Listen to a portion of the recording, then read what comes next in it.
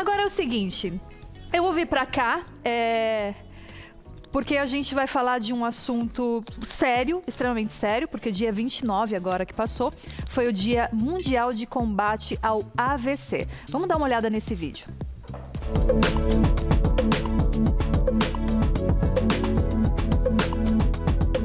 Dia 29 de outubro foi celebrado o Dia Mundial do AVC. Considerado uma das maiores causas de morte e incapacidade adquirida em todo o mundo, o acidente vascular cerebral, também conhecido como derrame, é a causa mais frequente de óbito na população adulta no Brasil e consiste no diagnóstico de 10% das intenções hospitalares públicas. Segundo a Organização Mundial de AVC, 70% dos brasileiros morrem desta doença todos os anos. O reconhecimento dos sinais de alerta e o rápido tratamento de urgência pode reduzir ou até evitar as sequelas. Com medidas de prevenção adequadas, 90% dos casos podem ser evitados. Assuma o controle da sua saúde, conheça e reduza os fatores de risco. Realize seu check-up, pare de fumar. Busque uma vida ativa e uma alimentação saudável.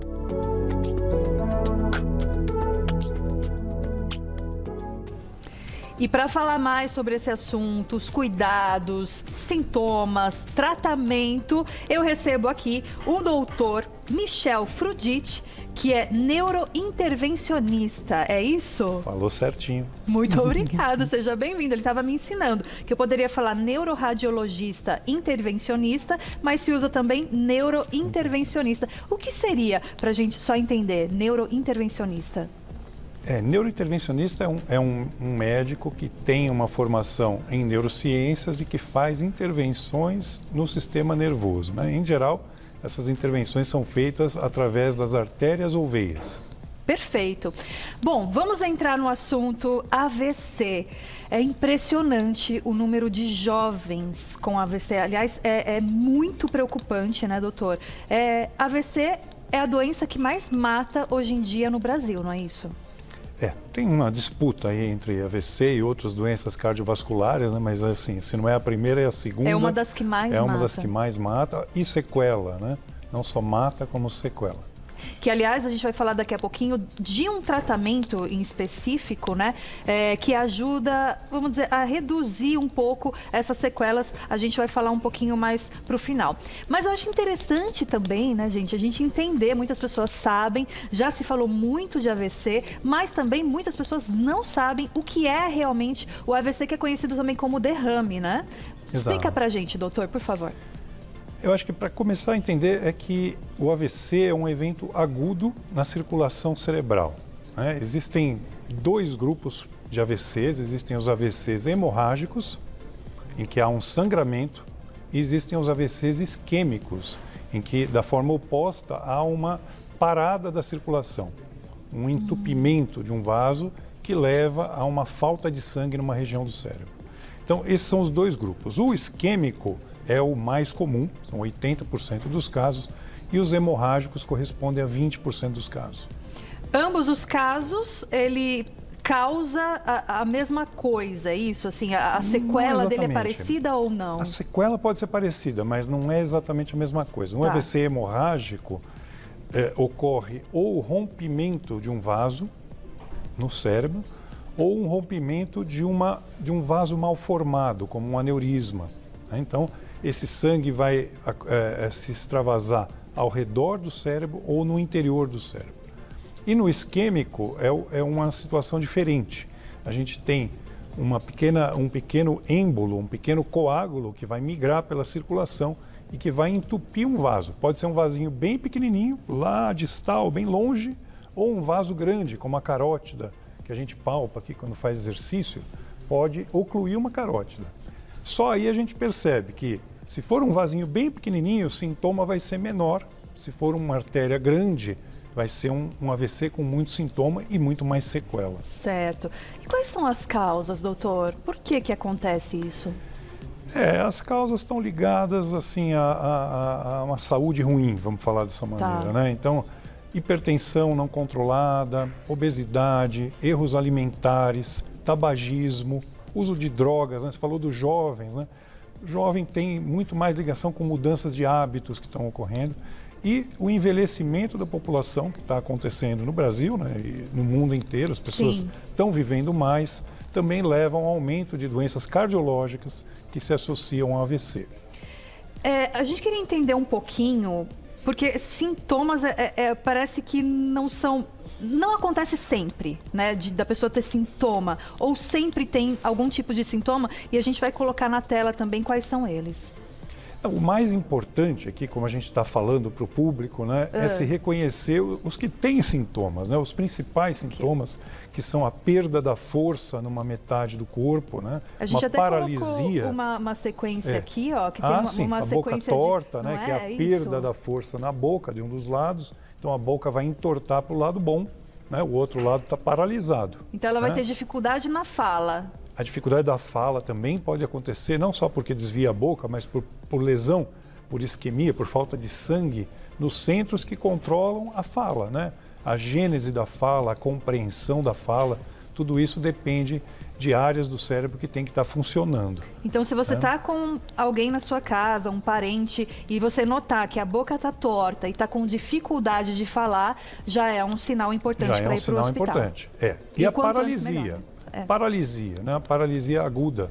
A pessoa está conversando aqui, de repente, o braço cai, fica mole, fica sem força, né? Certo. Esse é um dos sintomas principais. Que seria o A ali, né? Que é... Do abraço, o abraço. Né? O A do abraço, isso. Mas a pessoa não conseguiria nem abraçar. Tem um abraço ali, mas não paralisado, né? conseguiria. Cai alguma coisa que está segurando na mão. E a própria pessoa percebe isso?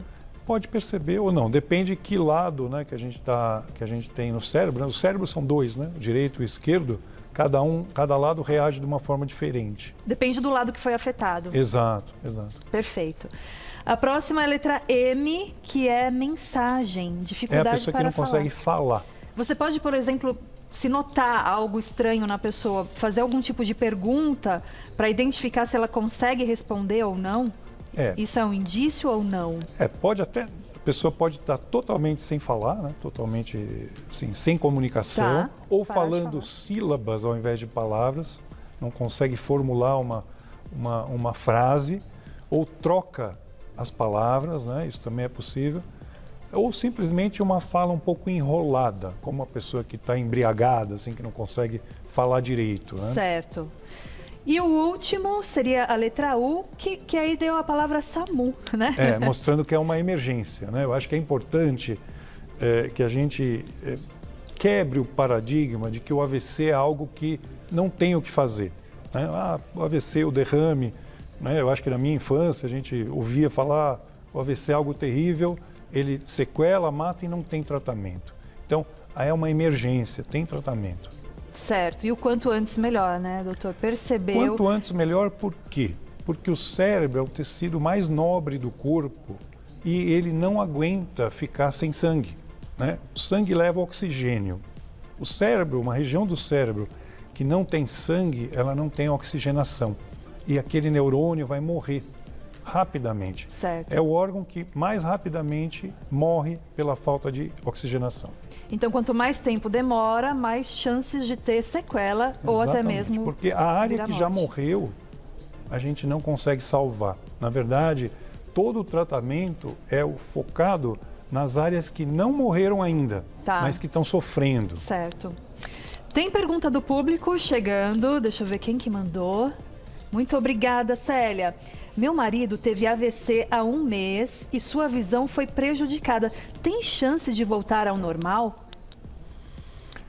A gente nunca pode perder a esperança, né? As funções cerebrais, quanto mais nobres, mais especiais, mais específicas, são mais difíceis de recuperar.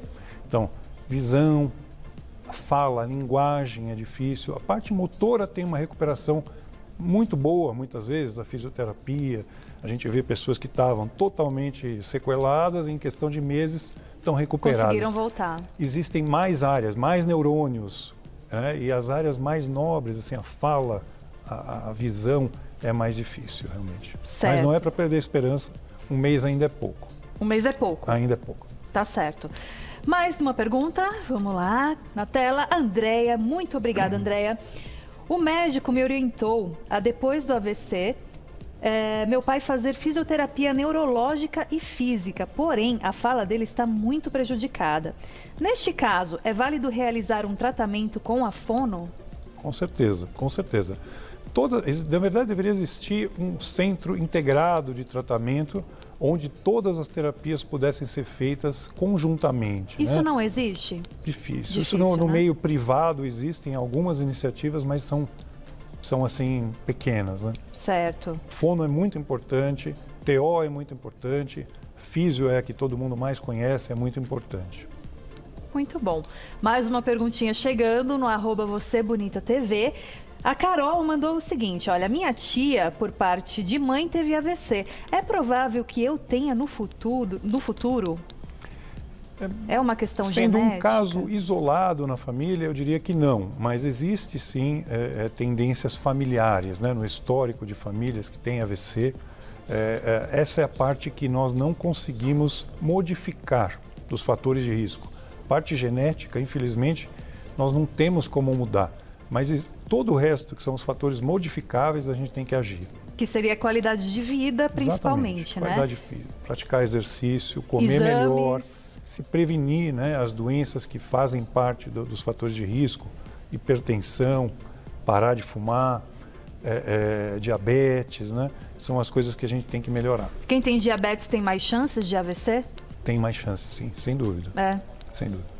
Tem que estar controlado. Se estiver controlado, tá tudo bem. Melhora muito, melhora muito. Ok. Tem mais alguma doença secundária que pode provocar o AVC? Existem algumas coisas metabólicas, mas aí a gente entra em campos mais difíceis de se entender, né? Existem enzimas ali que podem estar alteradas, coisas metabólicas que também podem levar... Que são identificados em exames. Doenças sanguíneas também que podem levar ao AVC, né? Então tem várias causas, né? Mais pergunta chegando, vamos lá. A Patrícia, um beijo, Pati.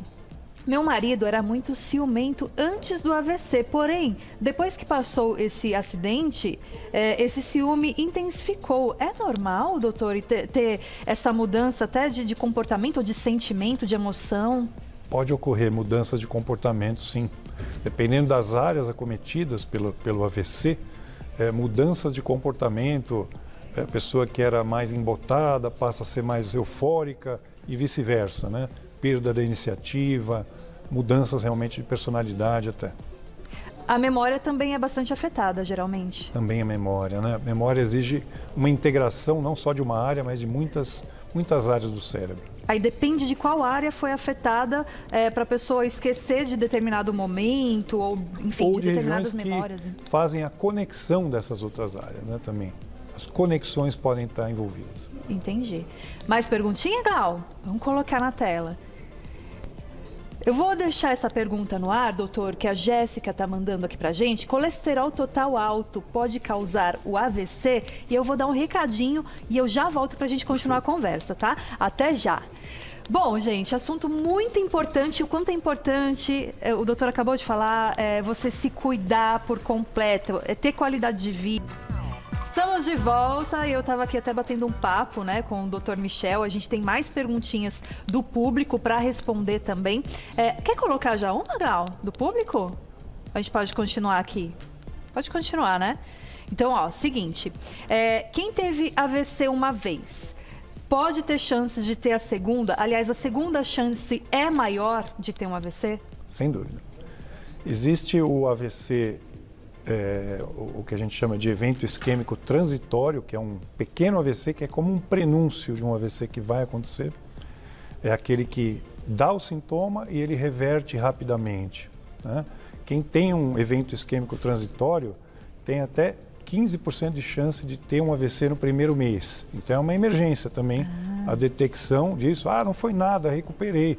Meu braço ficou mole, mas 15 minutos depois estava normal, não tenho nada.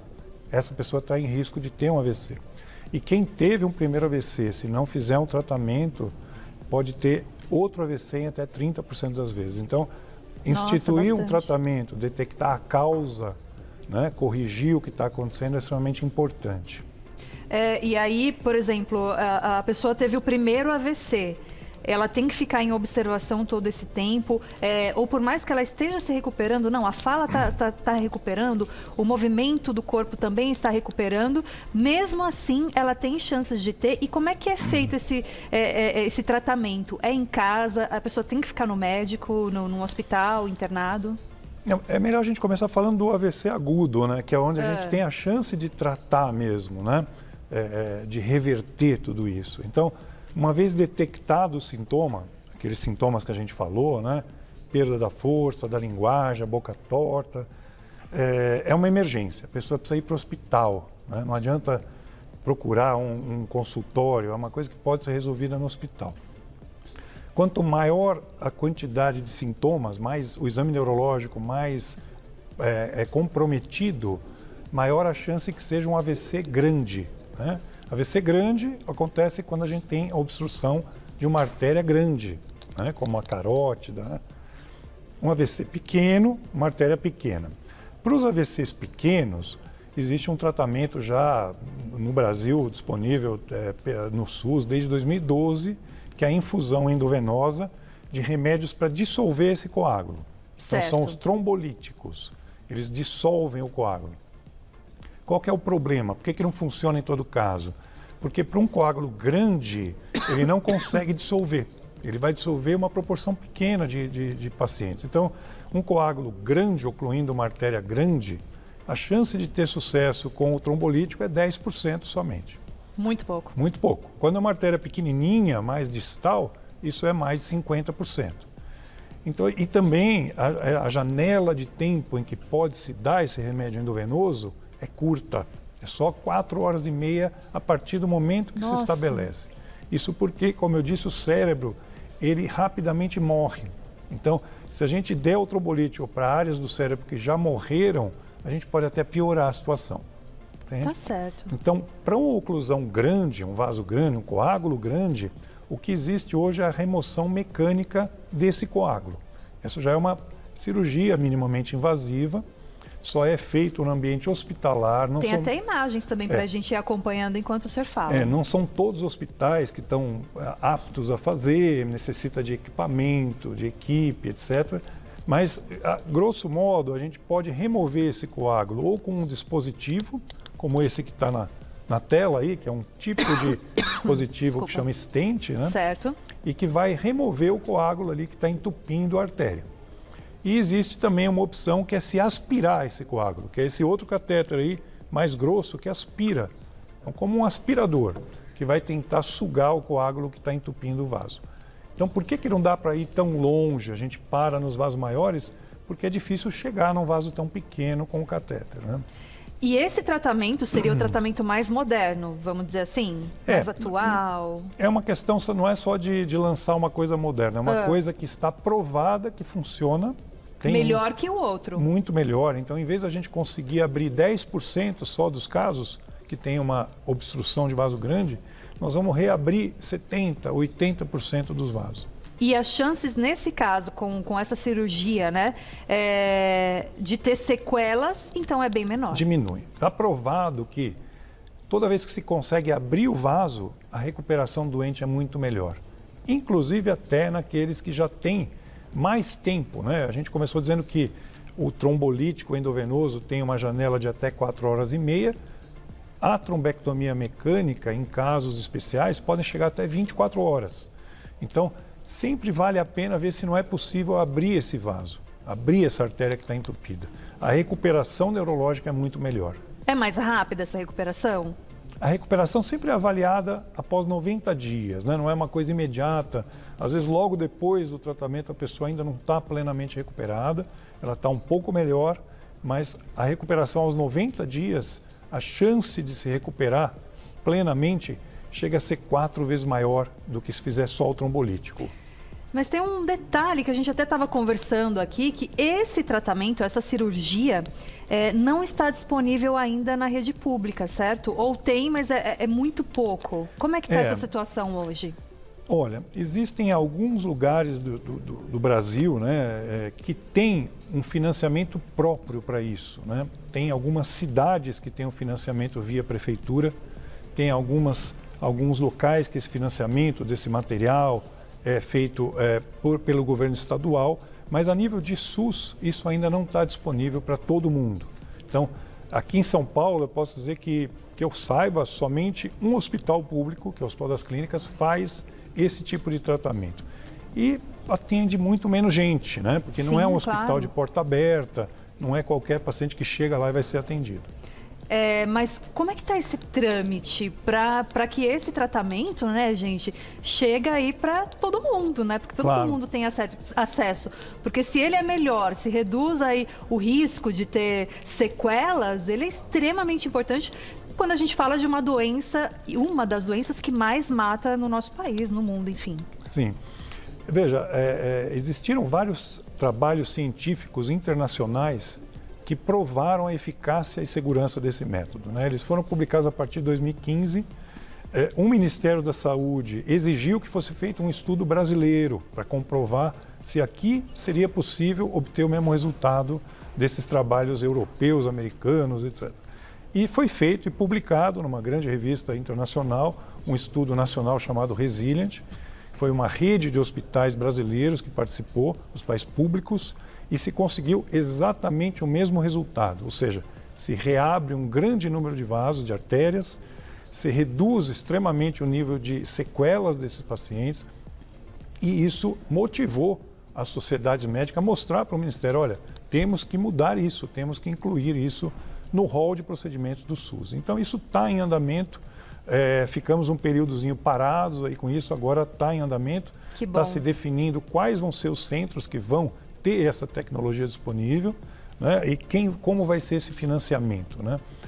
Falando de financiamento, é importante dizer que outro estudo mostrou que é custo efetivo, ou seja, o governo gasta no momento que trata, mas ele colhe o fruto porque essa pessoa vai voltar a trabalhar, vai ficar com menos sequela, vai demandar menos terapias. Sim, vai ter menos gasto, né? Vai ter menos gasto para a família, inclusive, porque o AVC ele pode não matar naquele momento, mas alguém vai ter que cuidar dessa pessoa. Entendi. Bom, vamos colocar mais uma perguntinha de quem mandou agora, deixa eu ver. A Jéssica, na verdade, essa perguntinha, né, já ficou no ar e eu estou retomando ela, que ela pergunta o seguinte: colesterol total alto pode causar o AVC, doutor?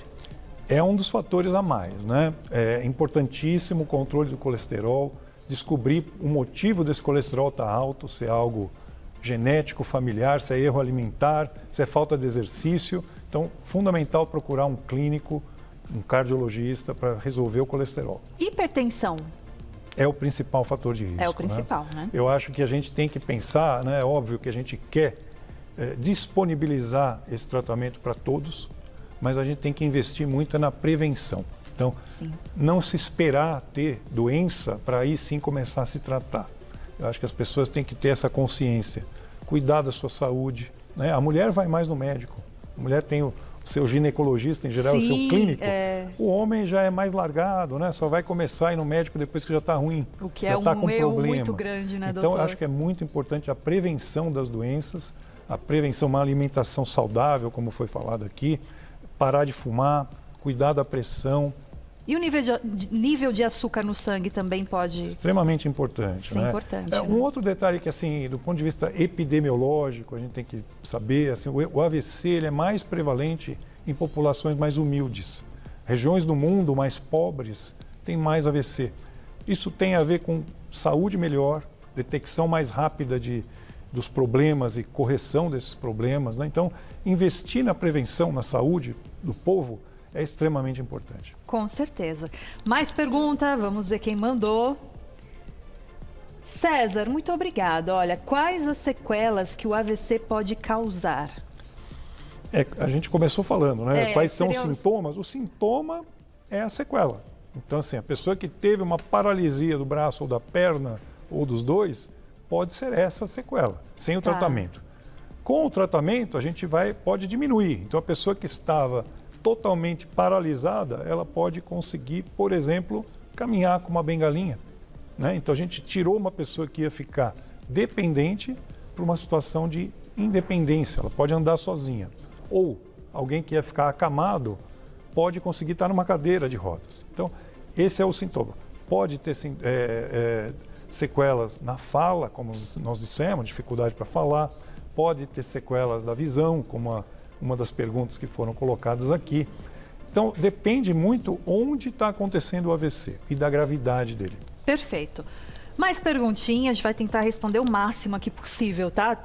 Até o último minuto, tá quase acabando, ó. Gustavo, meu amigo, obrigada por participar com a gente. O exame de USG, que é ultrassonografia, certo? Das carótidas, pode ser realizado como forma de prevenir um possível caso de AVC? Se sim, com que idade podemos fazer? Uma das causas do AVC é a migração de um coágulo pela circulação sanguínea a partir de uma placa de ateroma, de uma obstrução na carótida. Então, em casos específicos, pode ser essa fonte que leva ao AVC. Não é indicado fazer ultrassom de carótidas em todo o mundo, na população, certo. Mas em quem teve um AVC, seguramente deve-se fazer e acompanhar fazendo ultrassom. Vamos ver se dá tempo de mais uma? Vamos lá, rapidinho, ó, a Sheila mandou. Quais exames preventivos devem entrar no check-up? Boa pergunta, Sheila.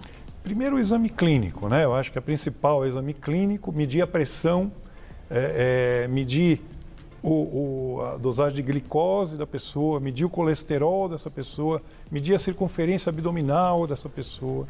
Então, o exame clínico, né, é extremamente importante. Não é uma questão tanto de se fazer exames laboratoriais, mas sim cuidar da saúde como um todo. Perfeito, doutor. Eu quero agradecer muito a sua presença aqui. Tão importante falar desse assunto. Quanto mais a gente falar, quanto mais informação, mais a gente consegue prevenir, né? Que é o principal hoje em dia. Muito obrigada pela sua presença. Doutor Michel Frudit, que é neuroradiologista intervencionista. E tem o WhatsApp dele, se você quiser entrar em contato. É o 11 98921 1084. 98921 1084. Obrigada mais uma vez. Agradeço a oportunidade aqui. E é o seguinte, amanhã é feriado, né? Dia 2 de novembro, feriado. Temos um programa inédito, maravilhoso para você aproveitar. Então, acompanhe com a gente. E a partir da 1h, na sexta-feira, claro, estaremos ao vivo aqui com o nosso Você Bonita e você sempre o nosso convidado especial. Agora fiquem com o programa Mulheres, Regiane, Pamela. Um beijo para vocês. Divirtam-se, minhas amigas. E ó, aquele beijo no fundo do seu coração. Fiquem com Deus. Tchau, tchau. Obrigada, equipe.